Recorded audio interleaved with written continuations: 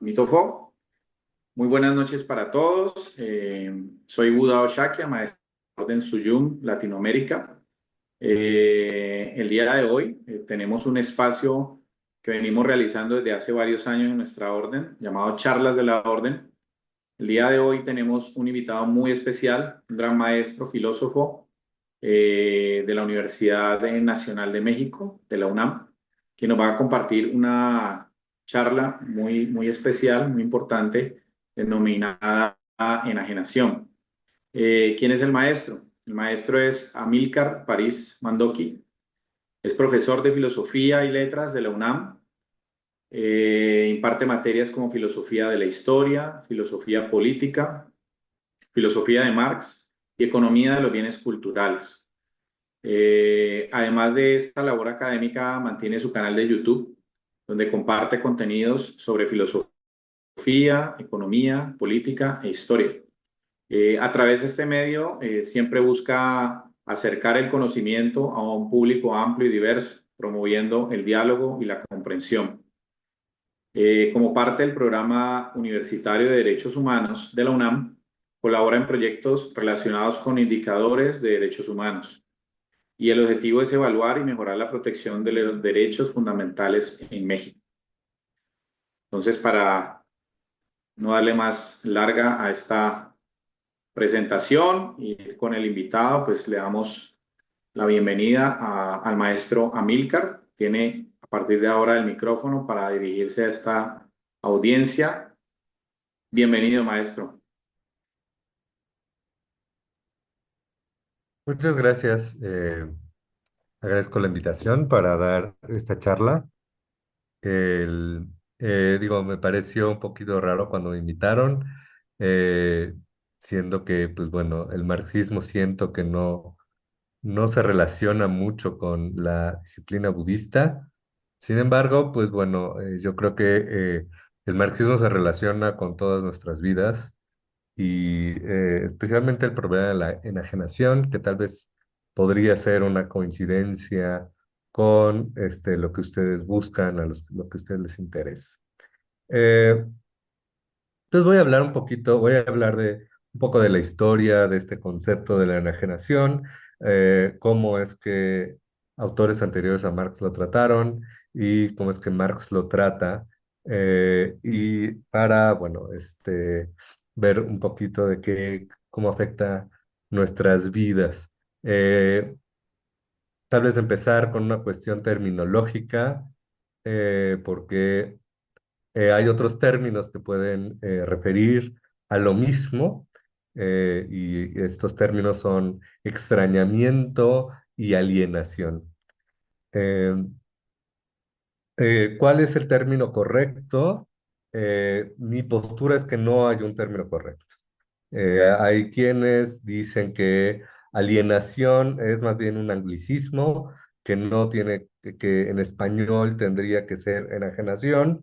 A mí me parecería que en términos de precisión sería extrañamiento, pero no es un término práctico para referirse a ciertas cosas, especialmente hablando de la transitividad del verbo, porque extrañar significa algo diferente a enajenar, ¿no? Entonces, aunque extrañamiento nos lleva a entender mejor este concepto de ser, de volverse extraño, extrañar, pues en el lenguaje cotidiano, habla de pues, extrañar, añorar a la persona, al momento, al tiempo, y entonces nos aleja del concepto del que queremos hablar. Entonces, por eso comienzo diciendo que pues yo usaré el concepto y los traductores usan los conceptos, los términos, según el momento específico, o sea, la utilidad que se le da en el momento, ¿no? Entonces, no hay un término correcto y uno incorrecto, sino que pues cada quien puede usarlo. La importancia no es el término, sino el concepto. Pero entonces veamos qué significa esto, qué es este extrañamiento, esta alienación o este enajenamiento, cómo lo habían visto pensadores anteriores. Por ejemplo, tenemos una concepción antigua del el ascetismo como extrañamiento. En este caso, los ascéticos antiguos, incluso precristianos, tanto en el judaísmo como en otras tradiciones precristianas, eh, la enajenación significaba que se volvían otros, se alejaban de los placeres materiales, de las cuestiones materiales de la sociedad, se alejaban, eran extraños. Y entonces ese era el uso que se le daba originalmente en la tradición judía a el extrañamiento. Eh, Luego, la tradición judía tiene un momento donde se relaciona mucho con otras tradiciones, especialmente con la tradición zoroastriana. La tradición zoroastriana tiene una visión que podríamos llamar maniqueísta, donde hay dos fuerzas, la fuerza del bien y la fuerza del mal. Y entonces, pues la tradición zoroastriana busca que nos acerquemos como seres humanos al bien, y entonces eso significa que el mal es concebido como un alejamiento del bien, y entonces en este sentido un extrañamiento, una enajenación, volvemos al bien ajeno. El mal para la tradición zoroastriana es un problema de la enajenación, un problema de que vamos a la oscuridad, nos alejamos de la luz porque nos extrañamos de ella y nos extrañamos de la divinidad.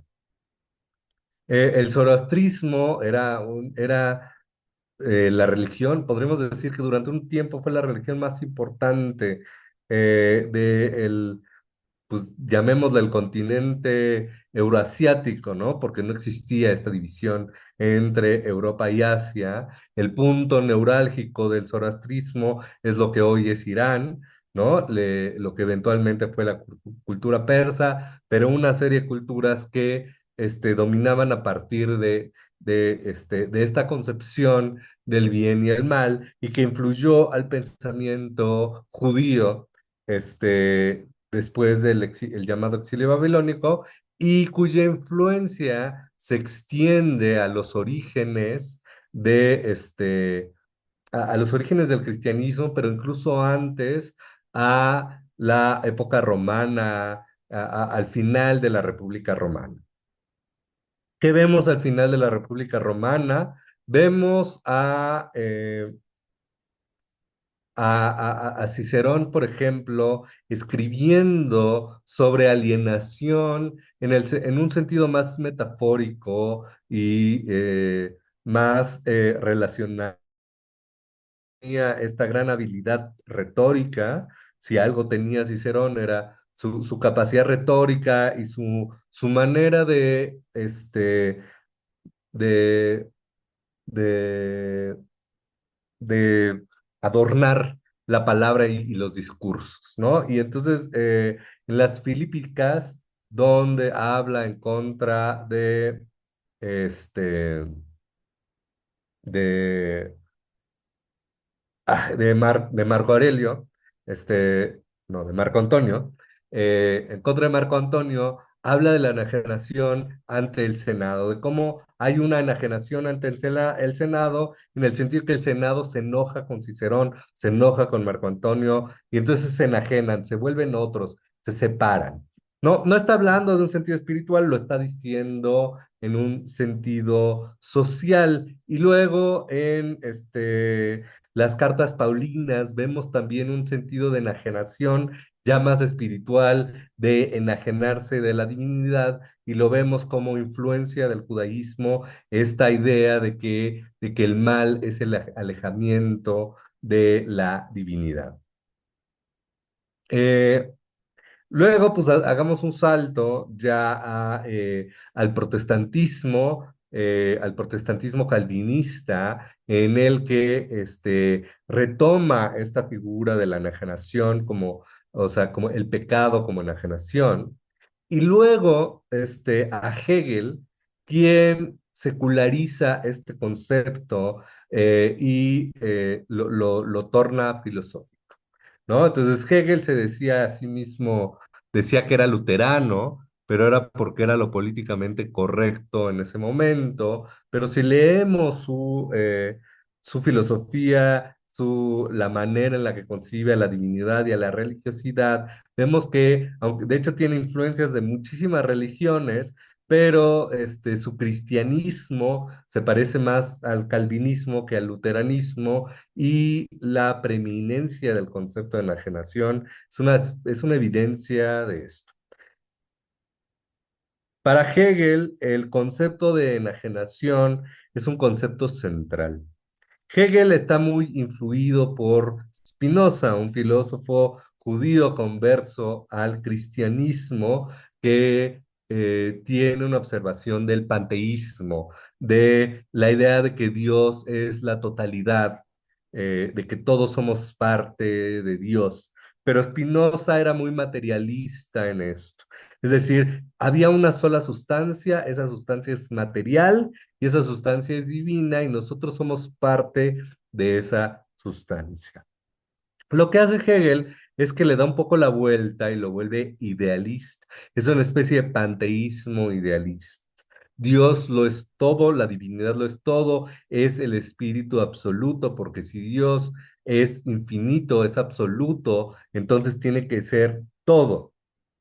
Ahora, ¿por qué no todo mundo concibe a Dios como todo? ¿Por qué no todo mundo ve a Dios en todo? Para Hegel el problema de eso es el problema de la enajenación, el problema de que no nos reconozcamos en Dios, de que no entendemos que somos parte de Dios.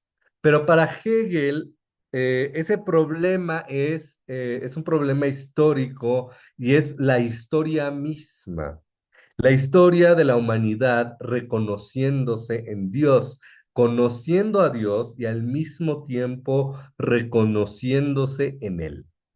Entonces, de este modo, Hegel de lo que se trata su filosofía es del proceso de desenajenación. El proceso, para Hegel, su filosofía es el camino en el que la humanidad puede terminar de reconocerse en Dios. Y este camino ha sido tomado por la humanidad desde el principio de los tiempos, desde las primeras civilizaciones.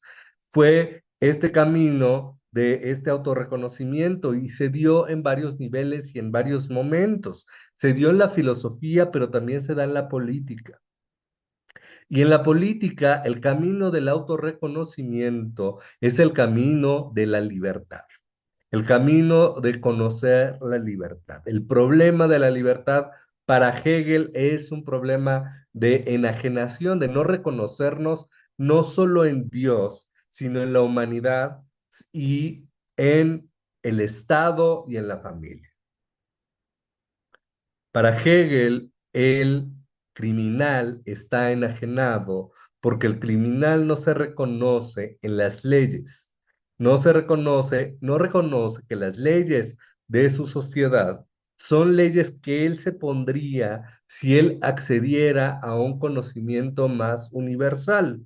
Las leyes son la expresión universal de la eticidad. Redactamos leyes no para casos particulares, sino para casos universales. Las leyes no son Juanito no va a matar a Perenganito, Juanito no va a matar a su sino nadie puede matar a nadie. Esa es la ley, es el caso universal de problemas particulares. Y por lo tanto, no, las leyes no dicen no puedes robarle a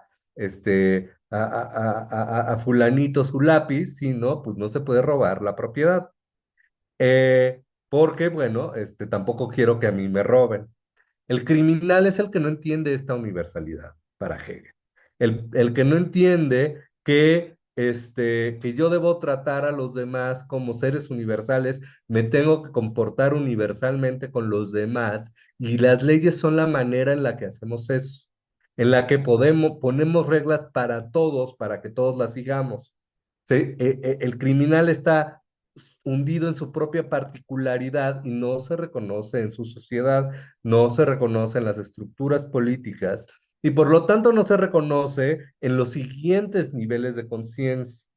Para Hegel, ¿no? Primero nos reconocemos como sujetos, luego como miembros de una sociedad, luego como partícipes de un proceso histórico y luego como parte de un absoluto, de la totalidad de la existencia, es decir, de la divinidad. Y el proceso de la historia es este reconocimiento, y este reconocimiento pasa, se hace a nivel individual, pero también a nivel sociedad, pero también a nivel historia. Y entonces lo que para Hegel es la historia, es este reconocimiento de la libertad, de la universalidad, de la sociedad universal, de la humanidad, que pasará a ser el reconocimiento del absoluto y de la divinidad, y que todos tenemos la potencialidad de reconocer.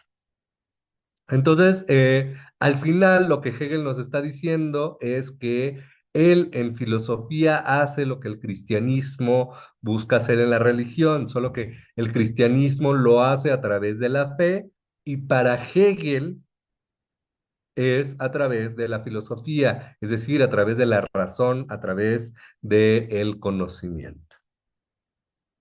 Después de Hegel, tenemos a los jóvenes hegelianos. Y los jóvenes hegelianos se tomaron en serio esta premisa de Hegel y la premisa de que el problema de la enajenación es un problema histórico que cada civilización cree haber resuelto. Cada civilización pone las leyes que cree que son las correctas y la siguiente civilización que supera esta hace mejoras sobre esas leyes y entonces cree que ellos han llegado a la verdadera solución. Lo mismo con las religiones y lo mismo con la filosofía. Una filosofía va superando a otra históricamente y eso es lo que nos dice Hegel. Y cada filosofía cree haber terminado este proceso.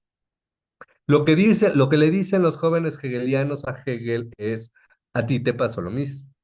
Tú creías que habías llegado al final de este proceso de desenajenación, pero sigues enajenado, porque sigues viendo a la religión como la finalidad de esto. Sigues viendo a Dios como la finalidad y lo que estás haciendo es que te estás enajenando en Dios. Estás viendo a Dios como aquel que tiene tus características, estas de universalidad, de generosidad, de bondad, cuando, dice Feuerbach, uno de los jóvenes hegelianos, estas características no son de Dios, no son externas a nosotros, sino que somos nosotros. Es la humanidad misma la que encarna estas características. Y entonces Feuerbach lo que busca es superar a Hegel hegelianamente y decir lo que necesitamos es una religión de la humanidad. Y la humanidad tiene esta característica de universalidad. La esencia humana para Feuerbach es la universalidad, que podemos concebir las cosas de modo universal, que podemos observar las cosas de modo universal. Por ejemplo, ¿no? Yo puedo observar este lápiz y utilizarlo, este lapicero y utilizarlo, pero concebirlo no solo como una condición, un objeto particular, sino como un elemento particular de un conjunto de objetos, de un concepto que son los lapiceros y que además son parte de un concepto más amplio que son las herramientas de escritura, ¿no? Y esto concebirlo además como tal, parte de un proceso histórico, etcétera. Los animales pueden entender los objetos, pueden encontrarle utilidad a los objetos, pueden crear objetos útiles, pero cuando los ven, los observan, solo ven la particularidad, ven su subjetividad individual y no conciben a los otros como seres universales. Esta es una esencia completamente humana. Bien, ante esto, este es el marco. Feuerbach es un colega y maestro de Marx, ¿no? Marx estudia con los alumnos estrella de Hegel y también con sus rivales. Y lo que observa Marx es que falta otro paso de la enajenación. El problema para Marx de Hegel, de Feuerbach, es que ellos conciben el problema de la enajenación como un problema de la conciencia, como un problema del pensamiento. Y dice Marx, no, es un problema material que se manifiesta en el pensamiento. La religión, dice Marx, es el opio de los pueblos, pero dice porque es el sollozo de la criatura oprimida. No es el opio de los pueblos en el sentido de que nos aleja, de que nos enajena, sino de que consuela a quienes viven en un mundo enajenante.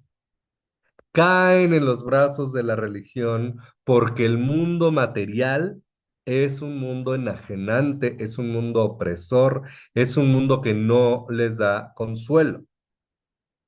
Entonces, terminan en la religión por un mundo opresor. Y entonces, ¿cómo funciona la opresión real del mundo real? ¿Cómo funciona la opresión material de un mundo enajenante? Entonces, Marx lo tiene que concebir a partir de algo material y esta materialidad es la estructura de nuestra economía. ¿Y cómo funciona la economía? Pues cuando Marx era joven, pues el gran experto de cómo funcionaba la economía era Adam Smith. Adam Smith, quien con otros escribían acerca de este sistema capitalista, aunque todavía no se le había puesto como capitalista y no se le concebía como sistema. Y Marx comienza entonces su análisis como una crítica a Adam Smith, quien supone, en lugar de explicar cosas como la codicia, la separación entre capital, trabajo y tierra, la competencia y el monopolio, el sistema monetario, la propiedad privada, no explican estas cosas, sino que se imaginan una situación primitiva contando una historia de cómo surgieron en la era de las cavernas. Dice Marx, esta explicación supuestamente justnaturalista no nos explica nada y traslada la cuestión a una nebulosa lejanía. Dice Marx, estos tendrían que explicar la propiedad privada, pero no lo hacen, la suponen. Y entonces, ¿cómo vamos a explicar la propiedad privada? Este, para hacer una economía y para entender la opresión actual. Y esto se va a hacer mediante comenzando con la relación entre el trabajador con el producto del trabajo. Partir de un hecho actual. Entre más riqueza se produce el trabajador, más pobre se vuelve. La desvalorización del mundo humano crece en razón directa de la valorización del mundo de las cosas. ¿Y por qué sucede esto?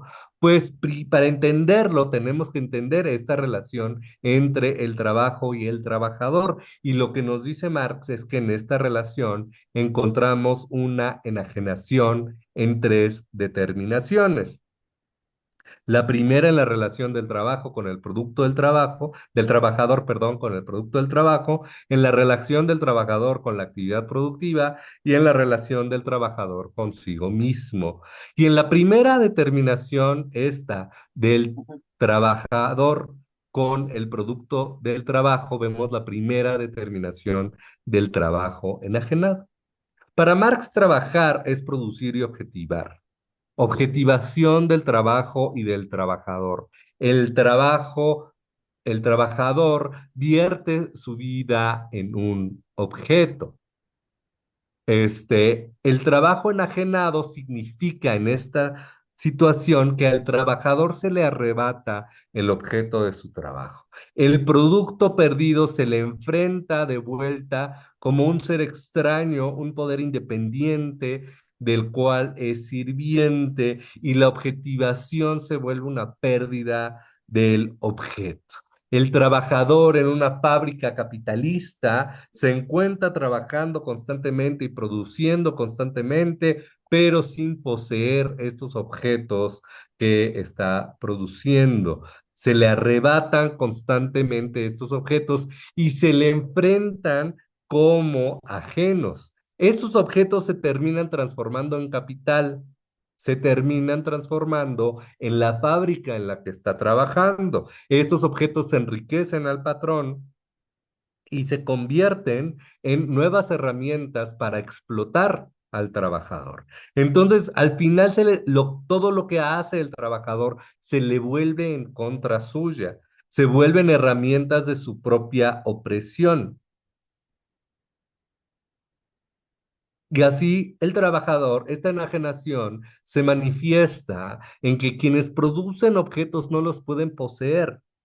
Entre más produzca el trabajador, más se encuentra sometido al producto. ¿Por qué? Porque el desarrollo de las fuerzas productivas, o como decía Adam Smith, el desarrollo de la división social del trabajo, hace que los trabajadores sean cada vez más productivos. Pero a eso también los vuelve más pobres, porque quiere decir que el trabajador es cada vez más reemplazable, cada vez más sustituible. Deja de haber el artesano experto y ahora es sustituido por el obrero reemplazable. El obrero que es nada más un engrane más en la máquina de producción. Entonces, cuando crea el artesano que creaba el mundo con su conocimiento, se subjetivaba en ese mundo, hacía de cada silla una marca de sí mismo, una marca de su experiencia, una marca de su creatividad, mientras que el obrero que crea sillas en una línea de producción, crea sillas sin personalidad, crea sillas que se vuelven hostiles a él. Crear al mundo mediante el trabajo enajenado es crear un mundo extraño y hostil. Como el trabajador vierte su vida en el objeto, al perder al objeto también se pierde a sí mismo. Como el trabajo se hace sobre la naturaleza, entre más trabajo, menos naturaleza queda para el trabajador, quedan menos medios de subsistencia. ¿Por qué? Porque vamos destruyendo el planeta, vamos consumiendo los recursos. Entre más trabajemos, más consumimos todo lo que hay a nuestro alrededor. Entonces nos perdemos a nosotros mismos, perdemos el objeto. Pero de esta primera determinación, es decir, la enajenación respecto al objeto, Marx nos dice que hay una segunda determinación. Y esa es la enajenación del trabajador respecto a su actividad y respecto a sí mismo. El producto del trabajo es ajeno porque en el acto mismo de la producción, el trabajador se hace ajeno a sí mismo. ¿Y qué significa esto? Esto significa que la actividad misma no le pertenece al trabajador y por ello esta actividad se convierte en desrealización. El trabajador, en lugar de afirmarse en su actividad, se niega. En lugar de desarrollarse, se degrada, se mortifica en cuerpo y espíritu mientras está trabajando. En lugar de sentirse feliz, se siente desgraciado. En lugar de satisfacerse, se sacrifica porque no está en lo suyo, porque se siente fuera de sí. Ese fuera de sí es la enajenación, le pertenece a alguien más. El trabajador en el trabajo asalariado le pertenece a otra persona durante las 8 horas de esa jornada. Y entonces es ajeno a sí mismo, está enajenado. Es claro porque solo mediante la coacción se obliga al trabajador a realizar este trabajo. Los trabajadores trabajan bajo estas condiciones porque están amenazados constantemente en su vida, porque necesitan trabajar para sobrevivir, necesitan este trabajo para que no los corran de la casa, del departamento donde están pagando renta, para pagar la comida, para pagar los servicios médicos que necesitan ellos y que necesitan su familia. Esa es la coacción que pone el sistema capitalista y que te obliga a ser para otro en lugar de ser para ti. El trabajo es nuestra función humana y en ella nos sentimos esclavizados. Solo el trabajador se siente en sí afuera del trabajo. Somos libres solo como animales. Cuando comemos, cuando dormimos, cuando defecamos, cuando actuamos como animales es como cuando más libres nos sentimos. Estamos en el trabajo y estamos desgraciados porque estamos bajo la voluntad de un otro. Y solo estamos esperando el momento del descanso, el momento de nuestra animalidad, el tiempo legalmente establecido para que podamos ejercer nuestra animalidad al comer. Nos escapamos del trabajo, la única excusa válida de tener 5 minutos afuera del trabajo es ejercer nuestra animalidad al ir al baño. Solo como animales somos libres, como trabajadores estamos sometidos. No deberíamos tener que escapar nuestra humanidad para ser libres. Deberíamos de poder realizarnos como seres genéricos. ¿Qué es esto? ¿Qué es el ser genérico? En la teoría y en la práctica, tomamos como objeto al género. Nos relacionamos a nosotros mismos como género. Esto es lo que ya decía Hegel. Hegel hablaba de que la ley, el Estado, es la manera en la que los seres humanos se relacionan entre sí de manera universal. Las leyes son una relación universal de los seres humanos entre sí.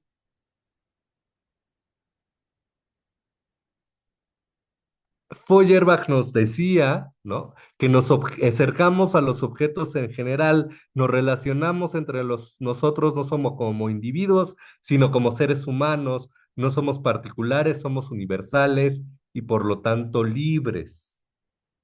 Y Marx dice que sí, pero que nuestra cualidad genérica es vida genérica. Va más allá de las leyes, que dice Hegel, y va más allá de la conciencia pasiva, que dice Feuerbach. Vivimos de manera universal. Tomamos a la naturaleza, un medio de subsistencia inmediato, y hacemos de la naturaleza nuestro cuerpo orgánico, lo hacemos lo instrumento de nuestra actividad vital. Nuestra esencia es nuestra actividad vital. Otros animales producen medios de vida de manera inmediata. Por ejemplo, tenemos a hormigas que producen, que cultivan hongos, tenemos abejas que producen miel, tenemos polillas que hacen sus viviendas, etcétera. Castores que producen presas. No somos los únicos que trabajamos, no somos los únicos que producimos, pero lo hacemos nosotros de manera universal. Es decir, la hormiga siempre trabajará en un hormiguero y las hormigas que cultivan hongos siempre cultivarán hongos y las abejas siempre harán miel. No tienen una cualidad universal en su trabajo, tienen la particularidad del instinto. Los seres humanos podemos producir como los animales, pero además lo que podemos hacer es hacerlo con nuestra conciencia universal. Pensar en un objeto y objetivarnos y crear ese objeto. Podemos pensar una historia y escribir esa historia, pensar una canción y cantar esa canción, pensar una silla y construir esa silla, una silla como la que nunca se había construido o algún objeto que no existía antes en el mundo.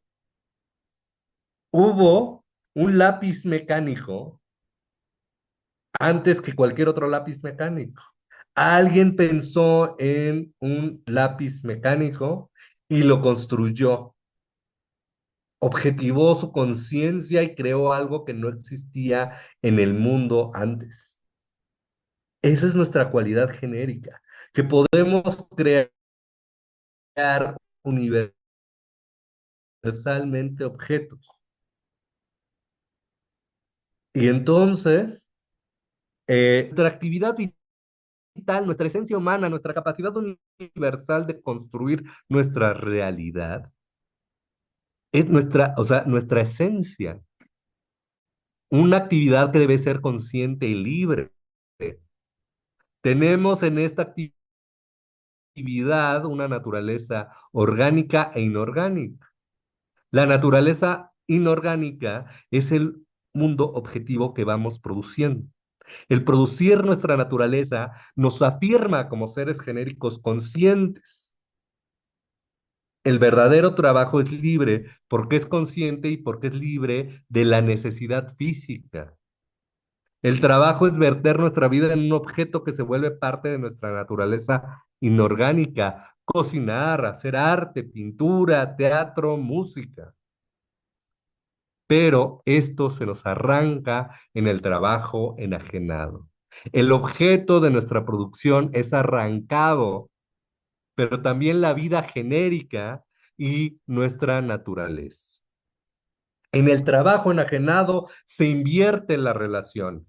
En el trabajo enajenado, lo que antes era la esencia y fin de la conciencia se vuelve medio de nuestra existencia física. No construimos el mundo, sino que nos degradamos. No nos realizamos, sino que apenas nos podemos satisfacer físicamente. No damos rienda suelta a nuestra creatividad, sino que se nos obliga a actuar para sobrevivir.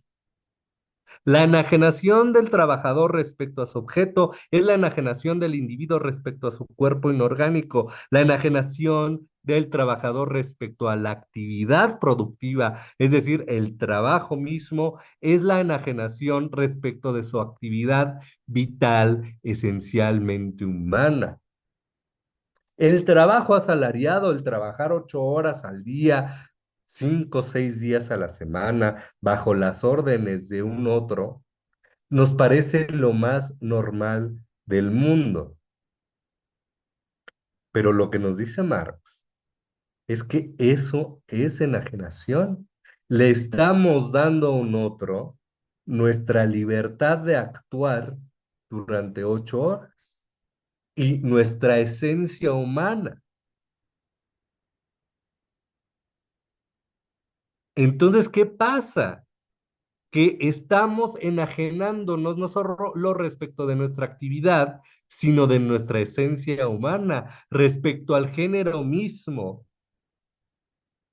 Se convierte la vida genérica en medio de la vida individual, extraña al individuo de su propio cuerpo y de su propia esencia.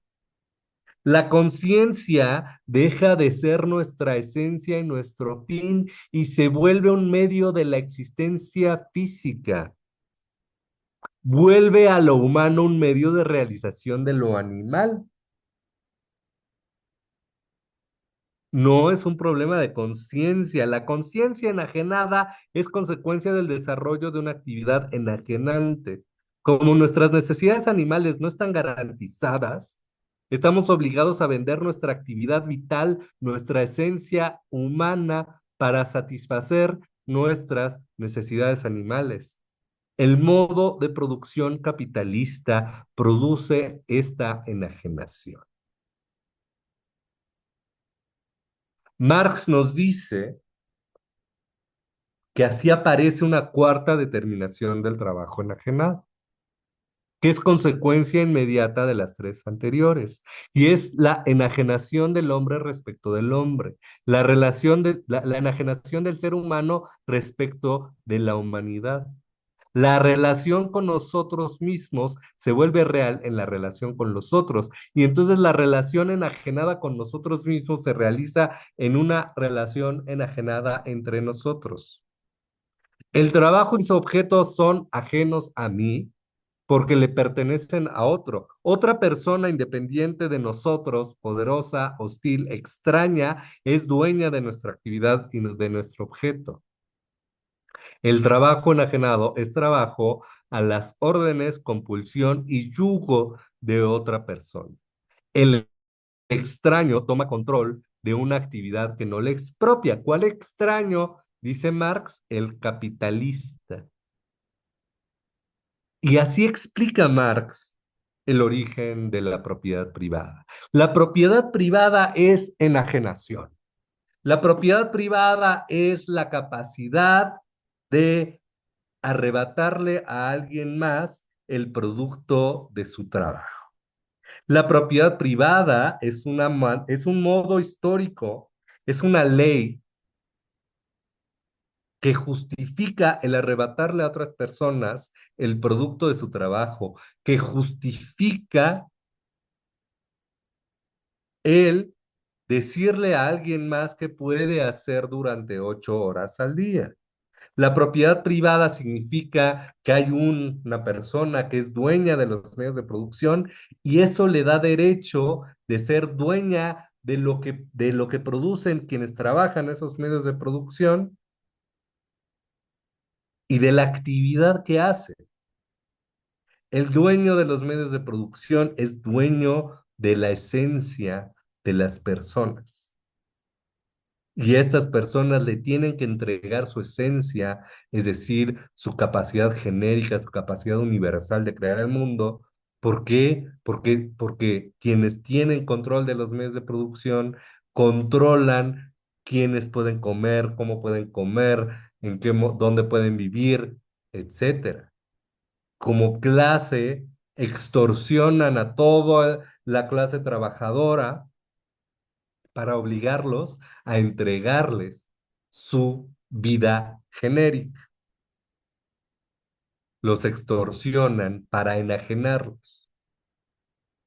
Y así es como el ser humano termina, según Marx, enajenado en la religión, porque ya se le ha arrebatado todo en el trabajo y necesita el consuelo que le da la religión. Eso era a mediados del siglo XIX. ¿Qué pasa hoy en día? Pues que el trabajador tiene que terminar, encuentra otras maneras de consuelo, otras maneras de manifestar su ya enajenada esencia genérica. El trabajador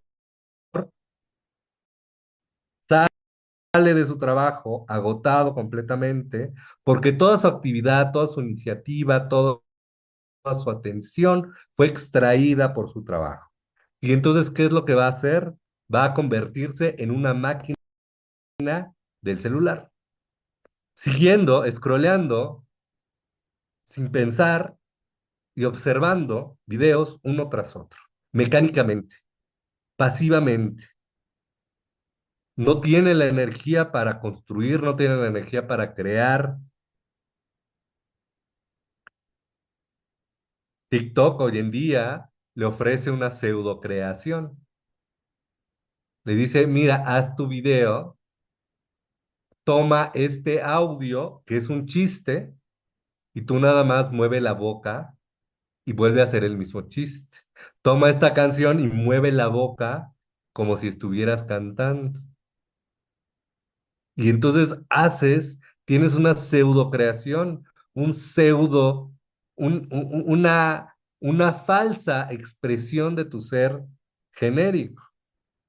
Pero es completamente pasivo, está completamente subsumido a la creatividad de un otro que creó ese objeto, no como una expresión de su subjetividad, sino como parte de un trabajo enajenado.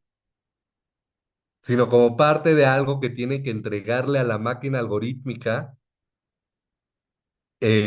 para sobrevivir, para tener likes y para que le compren y le consuman, o incluso a la industria cultural como tal.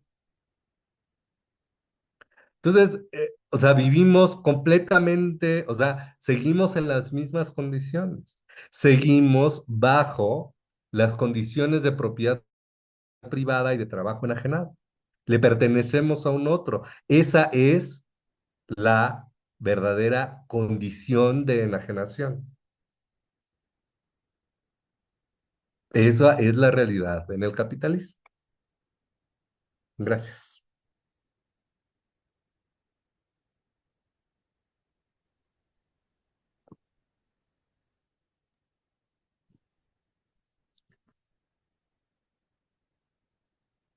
Maestro, muchas gracias. Y me recuerda, yo hace aproximadamente unos, tal vez casi 10 años, hice una labor humanitaria aquí en Bello, en Antioquia, en la cárcel de Bellavista.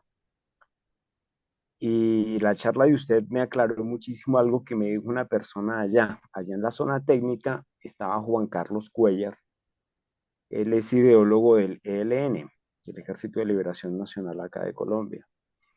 Y estábamos hablando de los patios, porque de hecho era una cárcel para 1.200 personas y había 7.000 internos en ese momento, o sea, un desastre.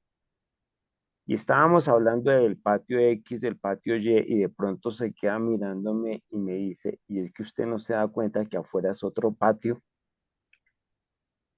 Y me dejó pensando. Yo en ese momento pues no tenía los insumos para darme cuenta de lo que me estaba diciendo, pero lo que usted explica muy bien el día de hoy es así. O sea, realmente este sistema incluso le impide a cualquier persona autodeterminarse. Nunca es uno, porque realmente el libre albedrío aquí no existe. O sea, estamos supeditados a unas relaciones que las determinan son las relaciones comerciales, los factores ganancia, pérdida, costo, beneficio. Y cuando esos factores están ausentes, uno se encuentra totalmente solo, rodeado de millones.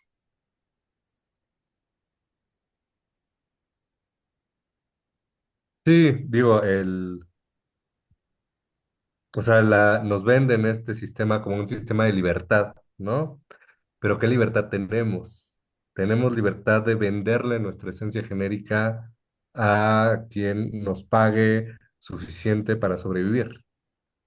Tenemos libertad animal de comer, de fecar, pero todo el tiempo tenemos que estar sometidos y tenemos que vender nuestra verdadera conciencia, nuestra verdadera esencia y actividad. La libertad termina siendo un privilegio, ¿no? O sea, yo reconozco, ¿no? Yo hago trabajo intelectual y tengo cierta libertad académica en ciertos ámbitos, ¿no? Y eso me da libertad.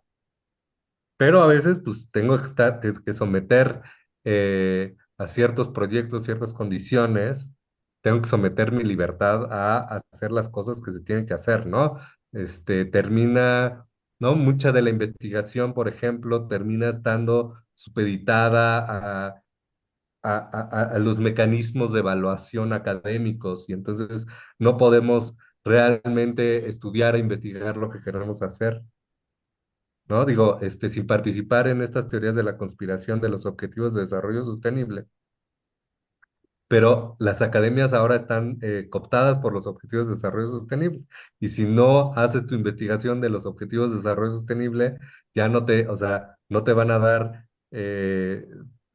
recursos, no te van a dar, no te van a dar apoyos, ¿no? Entonces, o sea, eso cuarta un poco nuestra libertad, ¿no? Nuestra libertad de conciencia, etc. Maestro, muchas gracias por la charla. Por aquí hay una pregunta de la maestra Camila que dice, ¿qué piensas, profe, del libro Caliban y la bruja de Silvia, donde habla sobre la acumulación originaria y los roles de cuidado y reproducción de la fuerza de trabajo sin remuneración? Marx no trata este tema de género por el contexto histórico, pero pienso que sería importante abordarlo o saber tu opinión. Pues mira, yo respeto y admiro muchísimo a Silvia Federici. Y yo creo que tiene toda la razón, ¿no? Es decir, eh, lo que le llama el trabajo reproductivo es una categoría que se le escapa a Marx y que la verdad es que hay que recuperar ¿no? esa categoría para entender además todo el trabajo que no se remunera. Es decir,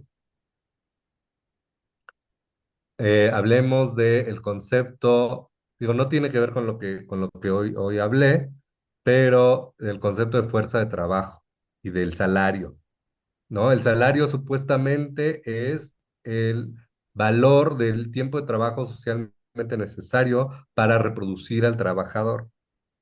Es lo que dijo Marx, basado en lo que dijo Adam Smith, pero Silvia Federici nos recuerda que no es cierto.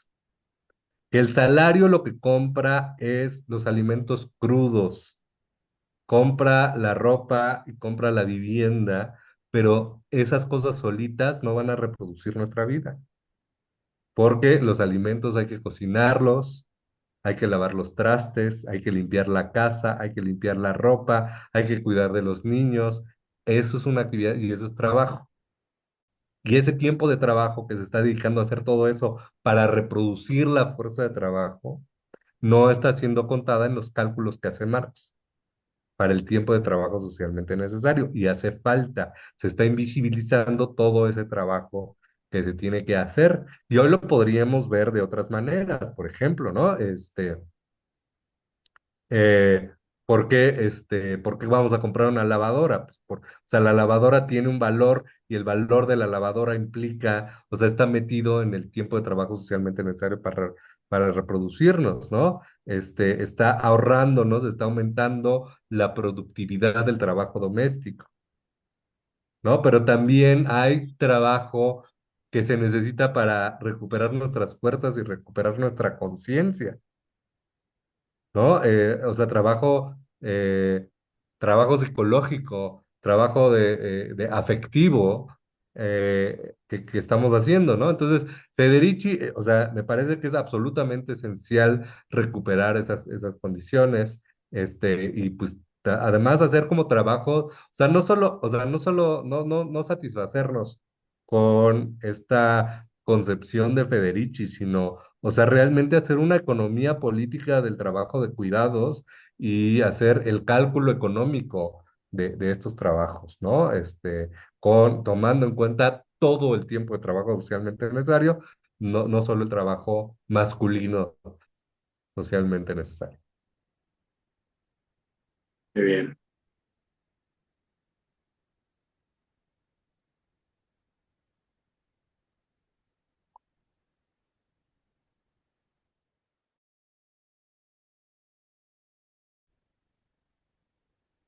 Pues no sé si hay alguna otra pregunta. ¿Alguna de las personas participantes de la charla que quiera de pronto dar algún agradecimiento o preguntarle al maestro Amílcar? Bienvenido o bienvenida.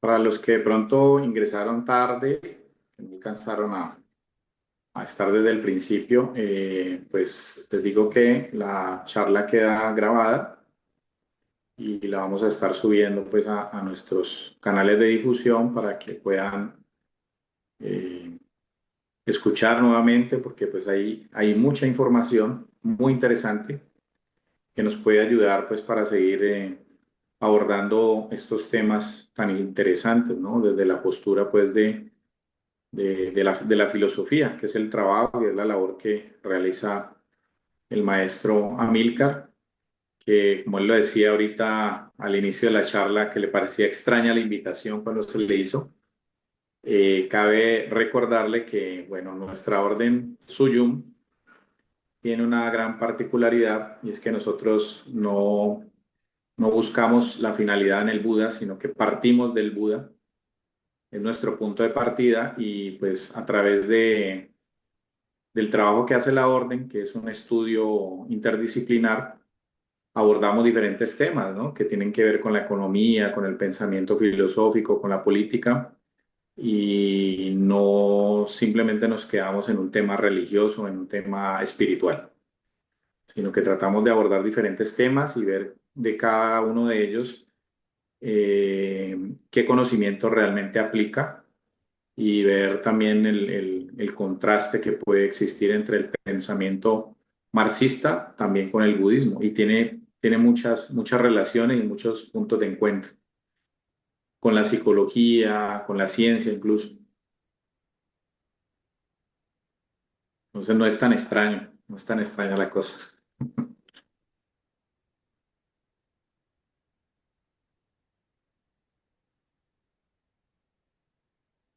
Por acá también hay una pregunta, que el maestro Wuyi Shakia de México también anda por allí en unas situaciones un poquito ocupado. Dice, ¿cree usted en algún momento se puede comprender en su totalidad la enajenación y aterrizarla la totalidad de la sociedad, maestro Amílcar? Mm, no estoy seguro si entiendo a lo que se refiere. Eh, o Es sea, ¿qué posible que la significaría gente... aterrizar algo en la totalidad de la sociedad? ¿No? Yo creo que no sé qué significaría eso. Eh, o sea, enajenar a toda la sociedad eh, o, o aterrizar la enajenación o aterrizar la comprensión de la enajenación. Digo, no creo que se pueda hacer, no creo que nada pueda alcanzar la totalidad de la sociedad, ¿no?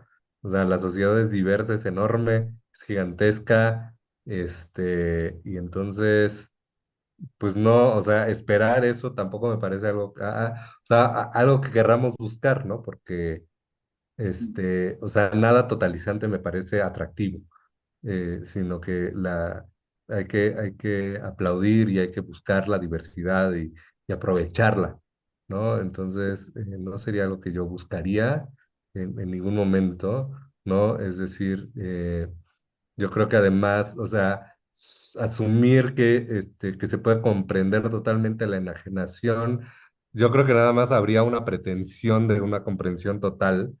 eh, que nada más sería una deslegitimación de otras maneras de comprender el mundo, ¿no? Y yo creo que eso es lo mismo que la ignorancia, ¿no?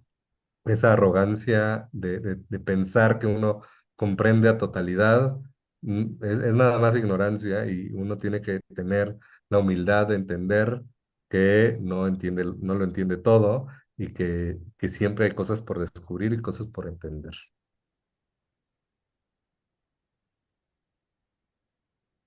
Y claro, la pregunta de pronto apunta es como es posible por lo menos transmitir el mensaje, es posible lograr impactar, no digamos que en su totalidad, pero por lo menos despertar conciencia o por lo menos poner la gente a pensar, ¿no?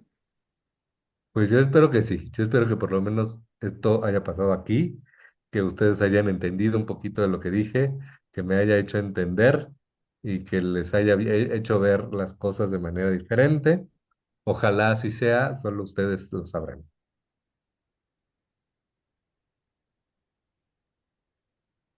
No sé si hay alguna otra pregunta, otra intervención para ir cerrando esta intervención del día de hoy. Porque nos dicen que sí, que fue muy claro. Pues maestros, nuevamente, muchísimas gracias por aceptar esta invitación, por compartirnos de su experiencia, de su entendimiento acerca de todo este conocimiento del pensamiento. Y muy agradecidos por atenderlo y por recibirlo acá en nuestra orden y pues tiene las puertas abiertas para seguir compartiendo, para volver las veces que usted lo desee y bueno, aquí estaremos muy atentos pues para seguir también estudiando sobre la materia porque la verdad que es un camino bastante largo. Sí, muchas gracias. Muchas gracias por la invitación, el espacio, por la atención y el tiempo. Listo, muchísimas gracias maestro, muchas gracias a todos los Gracias. que acudieron a esta invitación. Somos la Orden Suyun.